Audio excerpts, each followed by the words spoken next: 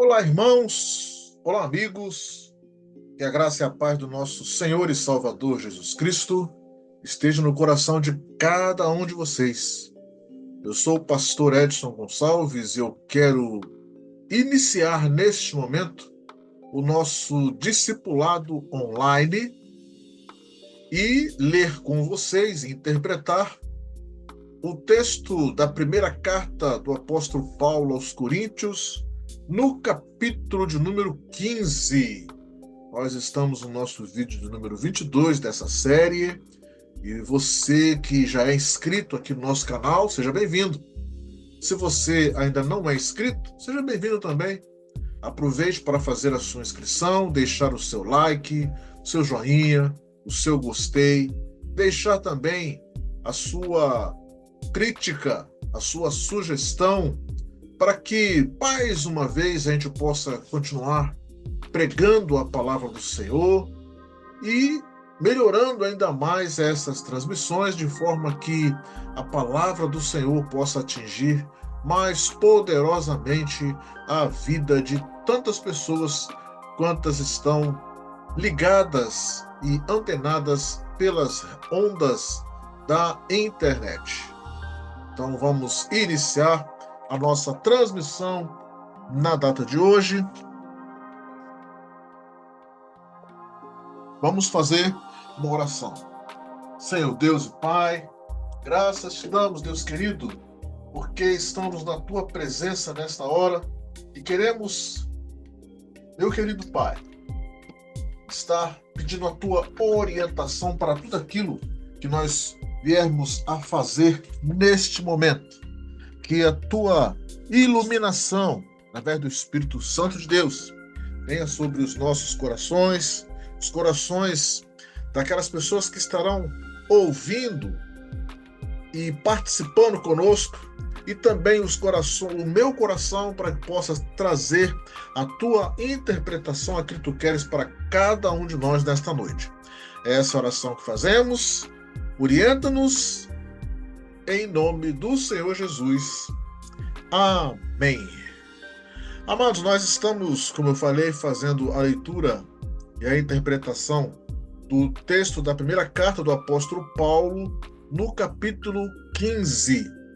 E nós vamos iniciar então a leitura deste texto. Diz assim o capítulo número 15, primeira carta do apóstolo Paulo.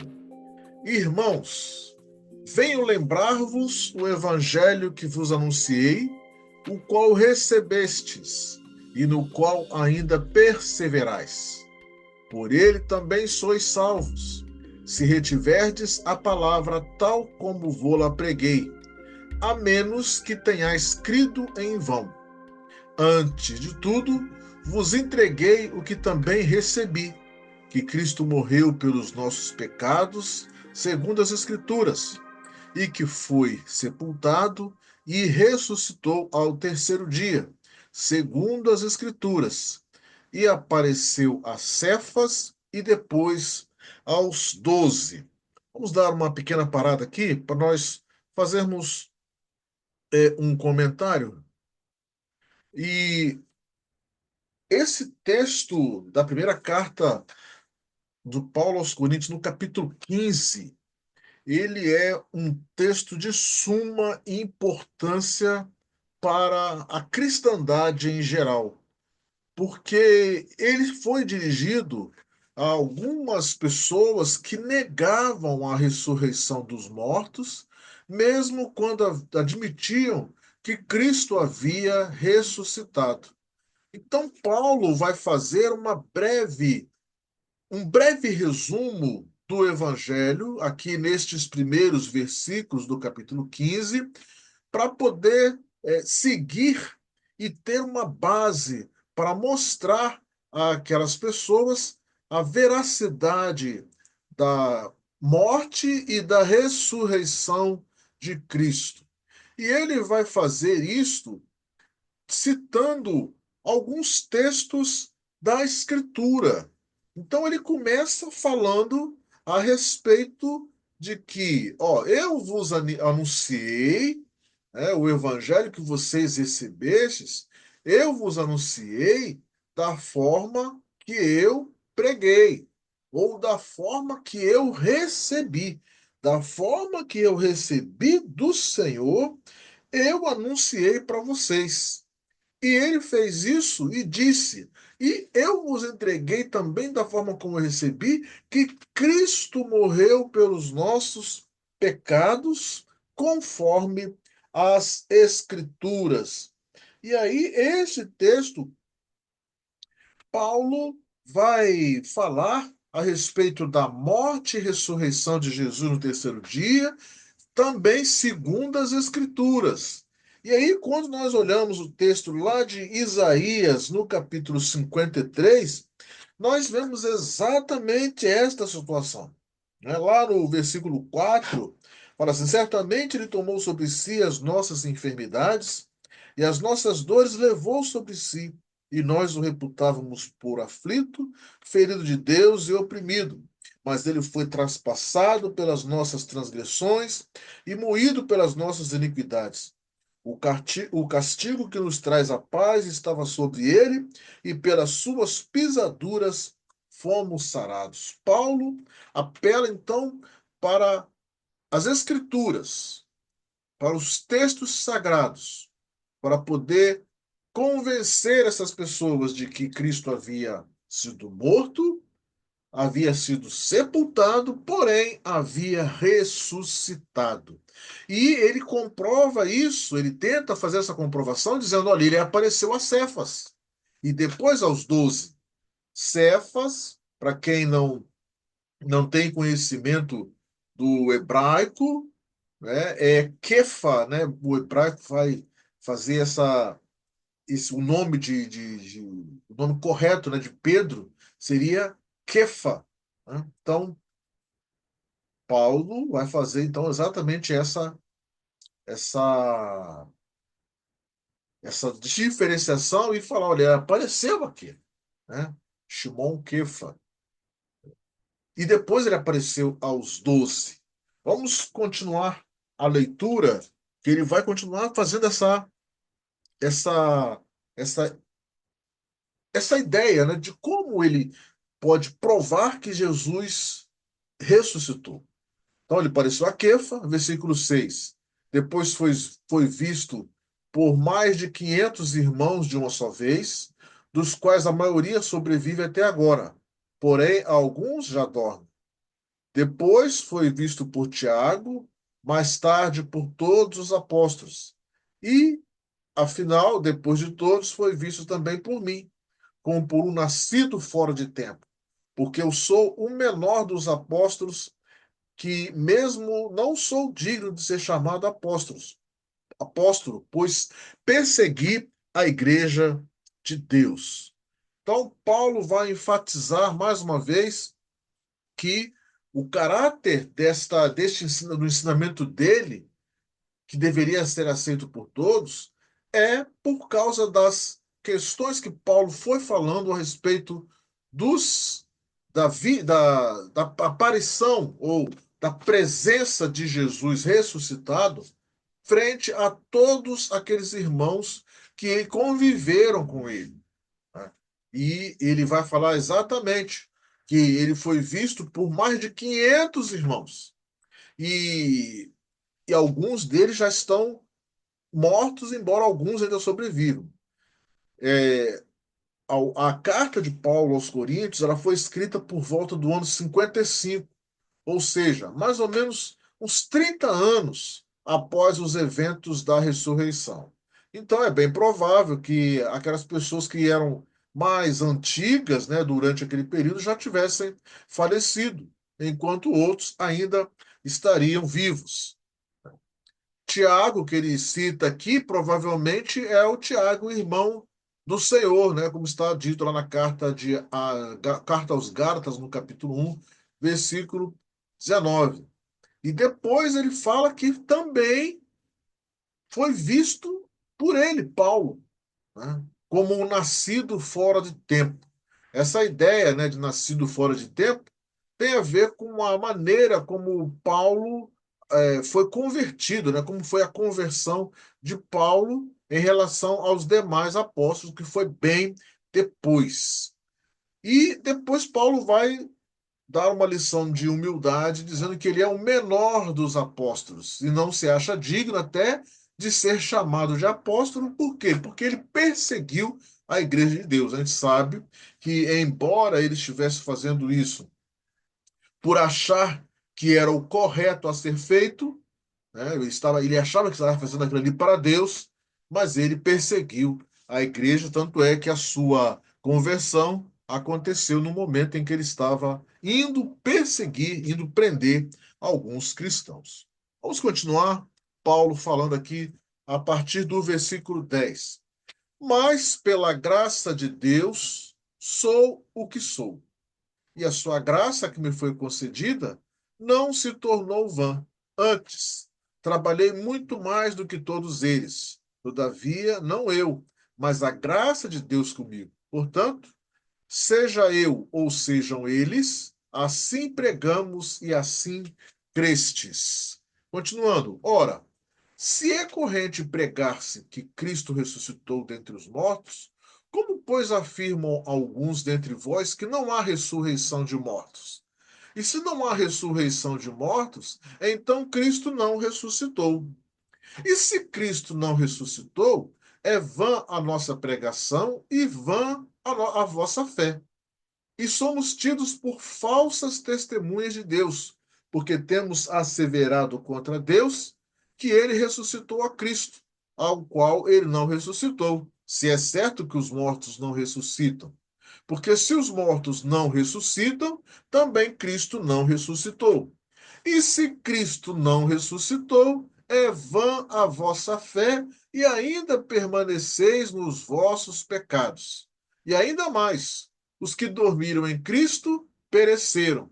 Se a vossa esperança em Cristo se limita apenas a esta vida, se a nossa esperança em Cristo se limita apenas a esta vida, somos os mais infelizes de todos os homens. O trecho longo que nós lemos, mas ele traz exatamente essa a ideia de que Paulo está se colocando numa posição de autoridade para pregar, porém, ele fala que o mais importante que agiu na vida dele para que ele pudesse trabalhar da forma como trabalhou é a graça de Deus, foi a graça de Deus agindo na vida dele. E quando ele fala que trabalhou muito mais do que eles, a gente pode entender que os escritos de Paulo, que são mais numerosos no Novo Testamento, vem confirmar exatamente essa questão. E a gente não tem como dizer que os outros discípulos não trabalharam. O problema é que eles não deixaram tantos escritos que foram depois colocados no Novo Testamento. Mas, com certeza, nós temos diversas notícias por livros fora da Bíblia, né, livros extra-bíblicos, né, chamados é, deuterocanônicos, né, que esses apóstolos, os apóstolos de Jesus, eles foram até a Índia. Então teve apóstolos de Jesus ainda tem a Índia, a África e outros lugares aí na Europa que a gente pode ter essa ideia, né, de que eles trabalharam. Mas Paulo teve maior parte do seu ministério registrado nos livros. E aí ele começa a pregar, a falar sobre essa questão da ressurreição, né? Então, Cristo ressuscitou. Isto deve ser uma certeza. Agora, se não há ressurreição dos mortos, Cristo então não ressuscitou. E se Cristo não ressuscitou, a nossa pregação é vã. E a vossa fé também é vã. E aí, Paulo fala até que neste caso, se não houve ressurreição de Cristo, quando nós falamos que Deus ressuscitou a Cristo, nós estamos, né? Paulo fala, nós estamos falando alguma coisa contra o próprio Deus, porque se não tem ressurreição, então Deus não ressuscitou. E se Deus não ressuscitou a Jesus, nós estamos pregando coisas que não são verdades. E aí Paulo continua, mas os mortos ressuscitam. Porque se os mortos não ressuscitam, também Cristo não ressuscitou. E aí tudo isso que estamos fazendo não vale nada. E nós permanecemos nos nossos pecados. Então, a ressurreição de Cristo é uma parte integral da sua ação redentora. Sem a ressurreição de Cristo, não haveria perdão de pecados. E sem o perdão de pecados, nós ainda estaríamos nos nossos delitos, nós estaríamos mortos, estaríamos sem esperança. Mas graças a Deus que Cristo ressuscitou. E aí, no versículo 20 ele vai continuar, né? E vai confirmar isso. Mas, de fato, Cristo ressuscitou dentre os mortos, sendo ele as primícias dos que dormem, visto que a morte veio por um homem, também por um homem veio a ressurreição dos mortos. Porque assim como em Adão todos morrem, assim também todos serão vivificados em Cristo. Cada um, porém, por sua própria ordem. Cristo, as primícias, depois os que são de Cristo na sua vinda. E então virá o fim, quando ele entregar o reino ao Deus e Pai, quando houver destruído todo o principado, bem como toda potestade e poder. Né? Ficou um S perdido aí no meio. Então, Paulo vai falar agora a respeito do fato, da certeza de Cristo ter ressuscitado. E ele, diz o texto, as primícias, ou seja, o primeiro fruto, aquele que garante a, a colheita, né? Garante o sucesso da colheita. O primeiro fruto é oferecido a Deus de forma que a garantir o restante da colheita. E aí, no caso, Cristo, como ressuscitando como primícia, ele garante a ressurreição dos outros. Porém, ele vai ser o primeiro. Ele é o primeiro e depois todos nós, na sua vinda, como está previsto, e Paulo fala a respeito disso lá na primeira carta aos Tessalonicenses, no capítulo 4, versículos de 13 a 17. Nós não iremos ler aqui agora. E aí é o fim. Esta volta de Cristo, lá de Tessalonicenses. Vamos ler o texto de Tessalonicenses, porque ele é importante para esta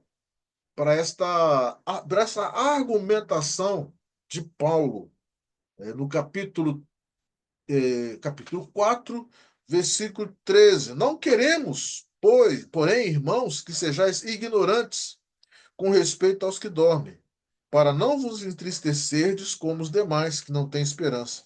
Pois se cremos que Jesus morreu e ressuscitou, assim também Deus, mediante Jesus, trará em sua companhia os que dormem.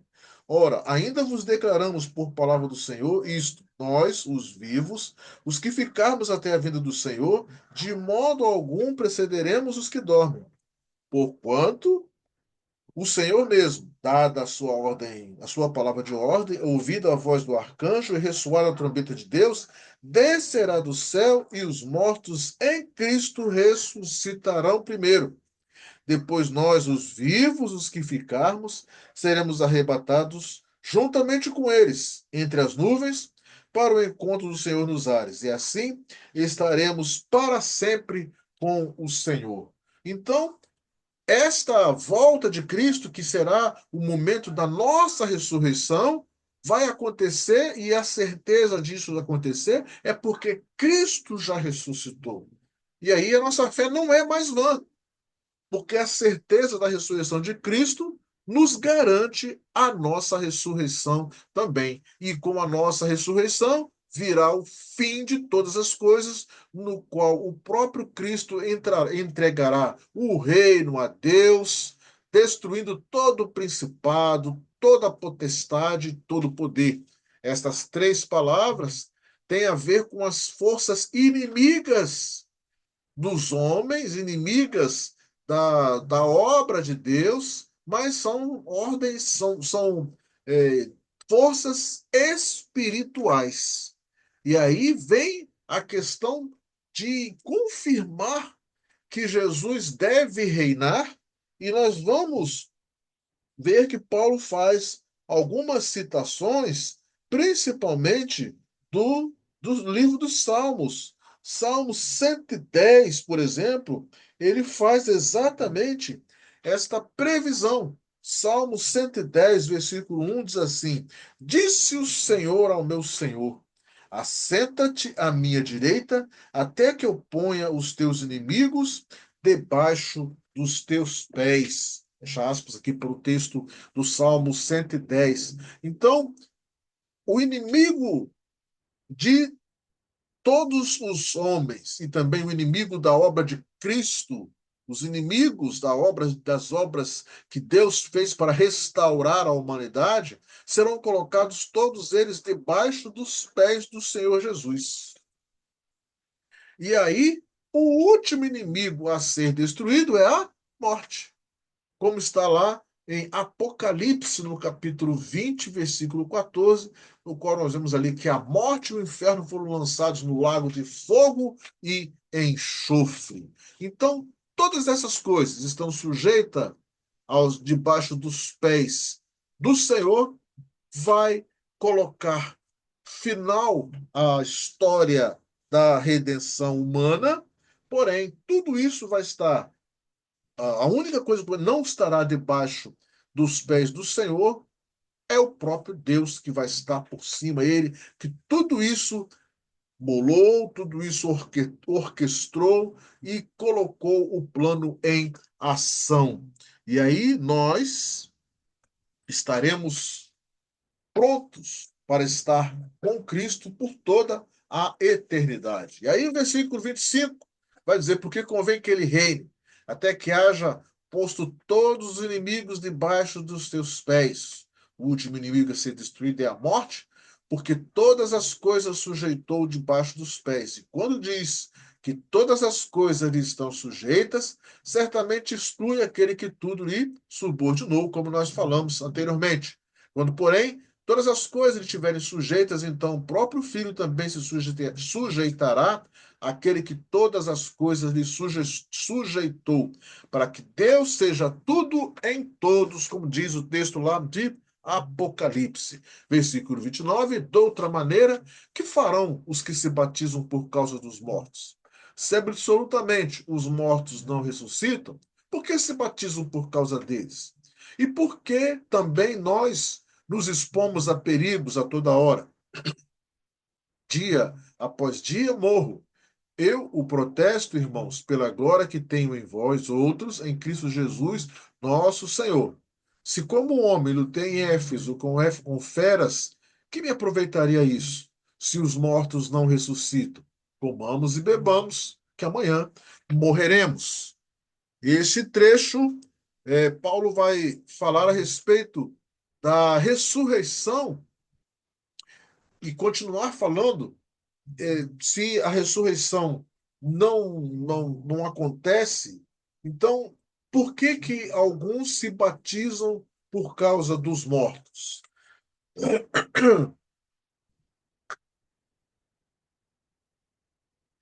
E esta ideia talvez seja uma prática que acontecia naqueles tempos, e o comentário bíblico Brodmann, no volume 10 na página 454, diz assim, abre aspas, algumas pessoas, talvez alguns dos próprios coríntios, criam que deviam se batizar pelos mortos.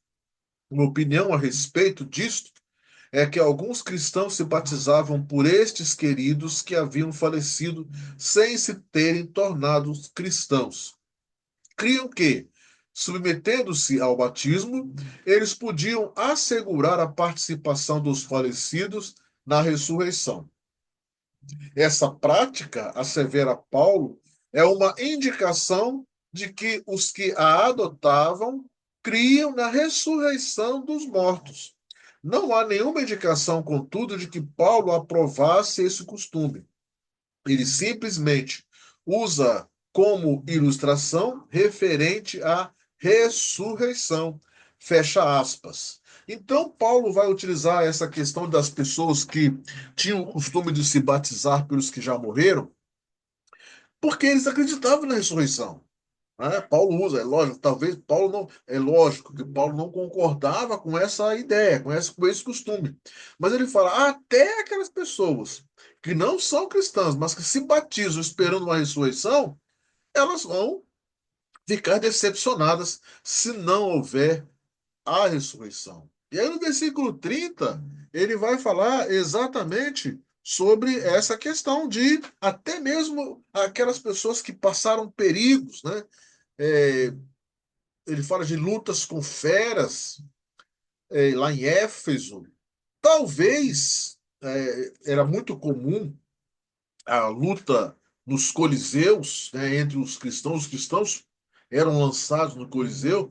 Aqui não se tem notícia de que Paulo tenha sido lançado, mas nós temos textos, narrativas, dizendo que Paulo foi picado por víboras, né? Então, ou seja, ele enfrentou feras, né? E de que adiantaria ele passar por todos esses perigos se não tem ressurreição? E aí ele vai fazer a citação do texto lá de Isaías, texto de Isaías, no capítulo 22. Isaías, vamos ali, vamos abrir o texto de Isaías. Isaías 22, versículo 13, que vai dizer assim, abre aspas, porém é só gozo e alegria que se veem. Matam-se bois, degolam-se ovelhas, come-se carne, bebe-se vinho e se diz: comamos e bebamos, que amanhã morreremos. Fecha aspas. Ou seja, para quem está descrente da ressurreição, o que tem que fazer é viver as coisas da vida. Porque amanhã vai morrer e tudo vai acabar. Mas não é isso que tem que ser feito. E é nesse sentido que Paulo vai continuar o texto dizendo, no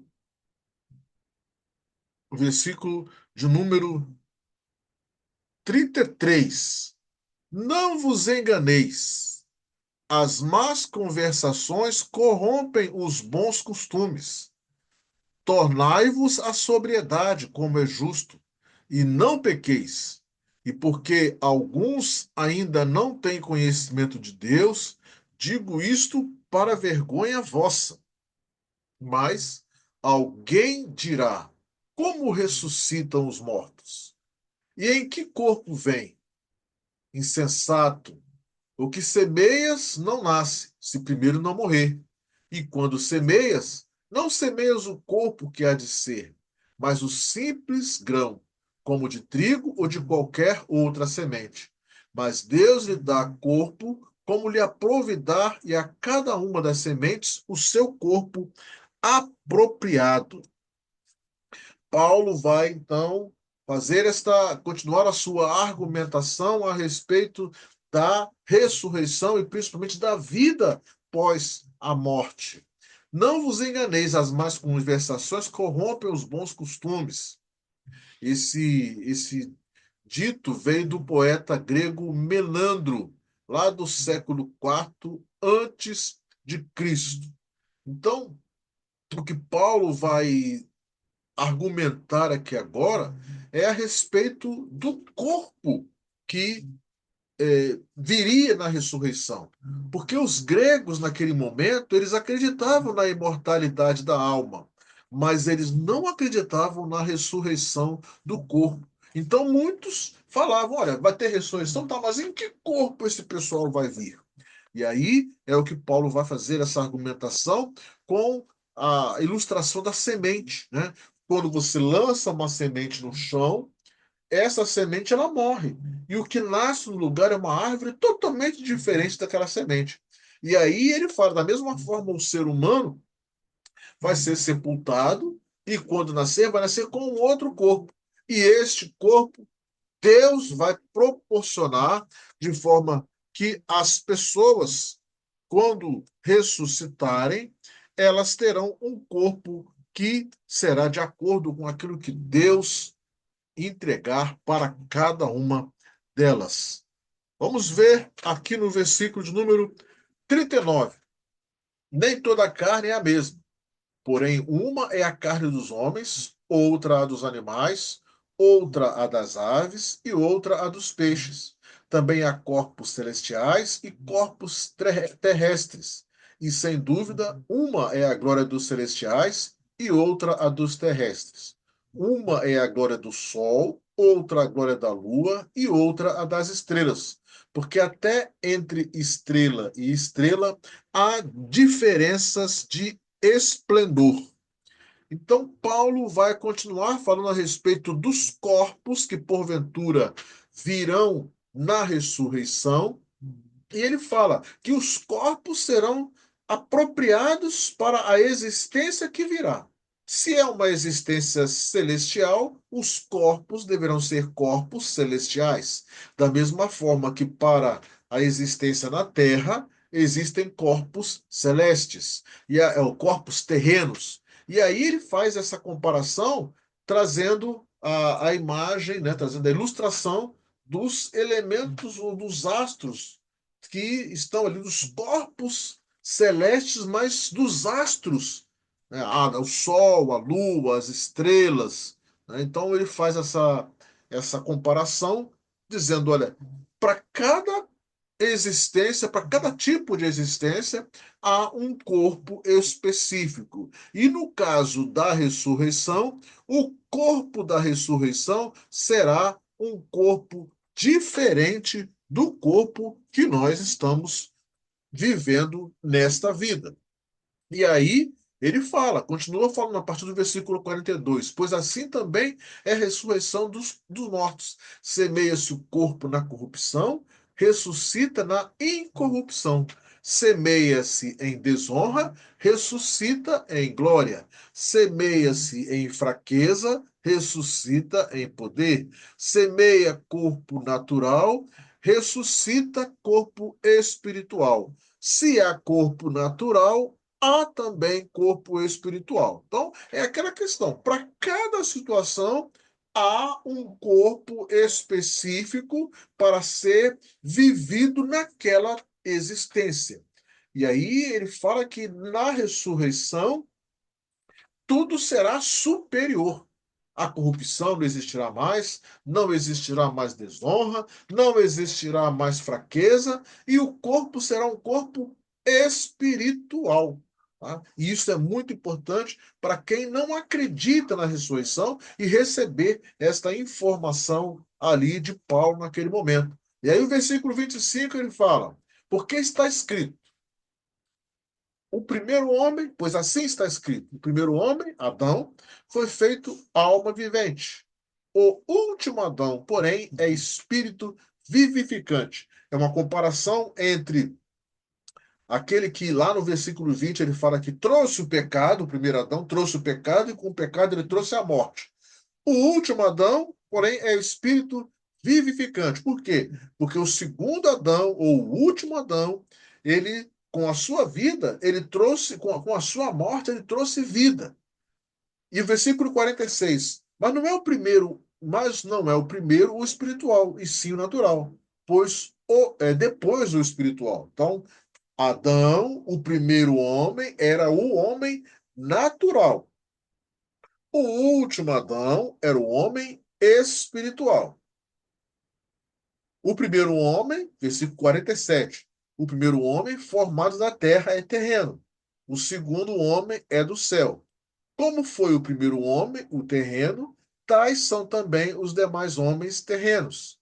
E como é o homem celestial, tais também os celestiais. Ou seja, Paulo está falando, na ressurreição, nós seremos semelhantes ao homem espiritual, que é Cristo Jesus, da forma como ele ressuscitou. E como nós vimos nos evangelhos, após a ressurreição, Jesus ele se colocava num determinado lugar de forma totalmente diferente das pessoas ditas naturais, porque ele estava num corpo celestial, estava num corpo espiritual.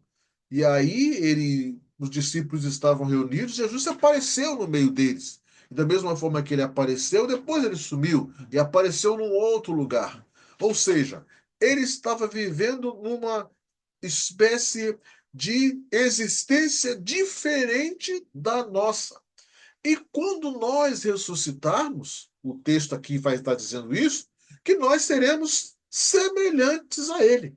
Teremos também um corpo espiritual. Não estaremos mais no mesmo corpo, na mesma ideia do primeiro homem, do Adão, do homem carnal, do homem natural. Não estaremos mais, estaremos no homem com o corpo de um homem celestial. E no capítulo 49, e assim como trouxemos a imagem do que é terreno, devemos trazer também a imagem do celestial. Os vivos serão transformados. Isto afirma, irmãos, que a carne e o sangue não podem herdar o reino de Deus, nem a corrupção herdar a incorrupção. Eis que vos digo um mistério: nem todos dormiremos, mas transformados seremos todos. E esta afirmação, né, esta afirmativa aqui de Paulo, de que o homem será transformado, nós já falamos a respeito disso lá no texto de 1 Tessalonicenses, capítulo 4. E aqui Paulo vai afirmar no versículo 50 que essa transformação deverá acontecer, por quê? Porque estaremos passando de um reino para outro reino, do reino da terra para o reino de Deus. E no reino de Deus não pode ter carne ou sangue, não pode ter corrupção, porque lá no reino de Deus o que nós herdaremos será a incorrupção. Então, este é o mistério. Esta é a notícia boa. Esta é aquela situação que estava escondida, mas agora está sendo revelada. E isso é muito importante para que a gente possa entender verdadeiramente o que significou a ressurreição de Jesus. E aí ele fala, fazendo uma referência e ao mesmo tempo uma citação do que estaria escrito, ou do que está escrito, né? Porque a carta aos Tessalonicenses não foi escrita primeiro. Está escrito aqui no versículo 52, no momento, no abrir e fechar de olhos, ao ressoar da última trombeta. A trombeta soará, os mortos ressuscitarão incorruptíveis e nós seremos transformados, porque é necessário que este corpo corruptível se revista da incorruptibilidade, e que o corpo mortal se revista da imortalidade. E quando este corpo corruptível se revestir de incorruptibilidade, e o que é mortal se revestir da imortalidade, então se cumprirá a palavra que está escrita: tragada foi a morte pela vitória. Então não tem como, se um corpo será ressuscitado para herdar o reino de Deus, herdar a vida eterna, da mesma forma que Cristo ressuscitou, então este corpo vai ser transformado de corruptibilidade em incorruptibilidade, de mortalidade em imortalidade. E aí, cadê a morte? Lá em Isaías, vamos voltar ao texto de Isaías, no capítulo 25. Isaías 25, versículo 8. Diz assim o texto: tragará a morte para sempre, e assim enxugará o Senhor Deus as lágrimas de todos os rostos e tirará de toda a terra o opróbrio do seu povo, porque o Senhor falou. No momento em que Cristo voltar e nós formos transformados, ressuscitados, o nosso corpo passar de corruptibilidade para incorruptibilidade, de mortalidade para imortalidade, não haverá mais morte. Por quê? Porque o Senhor assim o disse. E aí, o texto da citação de Oséias. Vamos lá no texto de Oséias, que estará escrita ali no versículo de número 55. Onde está, ó morte, a tua vitória? Onde está, ó morte, o teu aguilhão? O aguilhão da morte é o pecado, e a força do pecado é a lei. Graças a Deus, que nos dá a vitória por intermédio de nosso Senhor Jesus Cristo. Portanto, meus amados irmãos, sede firmes, inabaláveis e sempre abundantes na obra do Senhor, sabendo que no Senhor o vosso trabalho não é vão.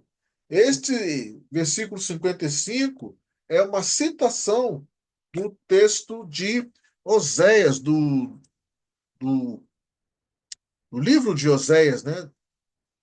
Oséias capítulo 13, ou Oséias 13, isso, Oséias 13, versículo 14, que diz o seguinte, abre aspas, eu os remirei do poder do inferno e os resgatarei da morte. Onde estão, ó morte, as tuas pragas? Onde está, ó inferno, a tua destruição? Meus olhos não veem em mim arrependimento algum. Então, nós temos aqui este fechamento, né, do texto do capítulo 15, quando é citada aqui a figura do aguilhão, o aguilhão da morte, né? O aguilhão é uma figura baseada na picada do escorpião, né? Que tem o poder para causar dano ou até matar, dependendo da espécie do escorpião, ele pode matar. Então, o aguilhão da morte, diz o versículo 56, o aguilhão da morte é o pecado. E o pecado, ele está derrubado por causa do sacrifício de Cristo. O pecado não tem mais poder de causar a morte eterna, de causar a morte espiritual. E aí ele encerra a sua carta dando graças a Deus pela vitória de Jesus Cristo. Nós estivemos nesta semana comemorando a Páscoa cristã. E a Páscoa cristã comemora exatamente isso, a vitória de Jesus Cristo sobre a morte e a sua ressurreição. E da forma como ele ressuscitou, nós também ressuscitaremos. E aí, o versículo 58 vai nos incentivar. Incentivou os coríntios nesta primeira carta, lá naquele momento, e deve nos incentivar também. Portanto, meus amados irmãos, sede firmes, inabaláveis e sempre abundantes na obra do Senhor. Por quê? Porque o nosso trabalho, podemos dizer assim, o nosso trabalho no Senhor não é vão. E aí, nós encerramos esta carta, essa leitura, essa interpretação desta carta, com esta mensagem de alegria, com essa mensagem de esperança, tendo a certeza de que a ressurreição do Senhor nos faz crer, nos faz ter a esperança de também ressuscitar um dia. Eu espero que você tenha gostado desse estudo. Compartilhe com todas as pessoas que você conhece. Se tem alguma dúvida, alguma contribuição, coloque essa contribuição, essa dúvida no nosso chat, entre em contato conosco e que Deus abençoe a tua vida, que Deus abençoe a vida da tua família e eu te aguardo no próximo vídeo, onde em nome do Senhor Jesus estaremos encerrando a primeira carta aos Coríntios no capítulo 16, se assim Deus nos permitir. Então, que Deus abençoe e até lá, em nome do Senhor Jesus. Amém.